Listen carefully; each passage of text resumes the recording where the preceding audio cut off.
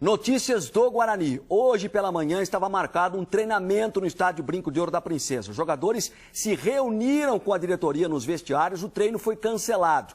Repito, a informação passada pela própria direção do clube, os jogadores não falaram em greve, mas houve uma paralisação sim, eles falam dos salários atrasados e também da premiação. O repórter Caio Maciel, o cinegrafista Vanderlei Duarte, tem as informações pra gente. Na reapresentação do Guarani, os jogadores decidiram não treinar. E por falta de pagamento, eles não receberam o bicho, prêmio pelo acesso. Quem falou com a nossa equipe foi o jogador e capitão do time, Ailson. Foi mais a situação da gente dar a premiação, a coisa que acho que nós jogadores vinham alegando isso aí. Eu acho que a diretoria procurou entender, acho que vai dar um respaldo pra gente e à tarde a gente espera resolver da melhor maneira possível, que é uma coisa também que é fruto do trabalho que a gente vem fazendo e a gente é merecedor disso. Vaguinho Dias, coordenador de futebol, deu uma coletiva para a imprensa e explicou que não há motivo nenhum de greve, é só uma questão de conversar. Como havia prometido a diretoria, que essa semana sairia o pagamento, eles queriam a data do pagamento.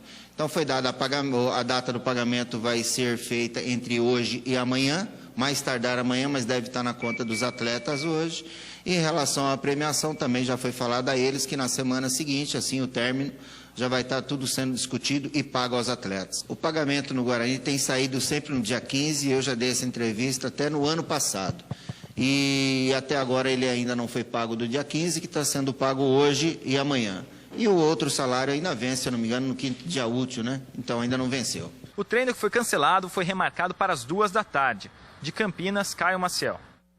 Hoje às 2 da tarde o treino, justamente porque os jogadores também deverão ser liberados para assistirem ao jogo do Barcelona contra o Real Madrid. Nossa equipe vai continuar acompanhando e amanhã no EPTV Esporte mais informações sobre esse problema envolvendo os atletas do Guarani hoje pela manhã no estádio Brinco de Ouro da Princesa.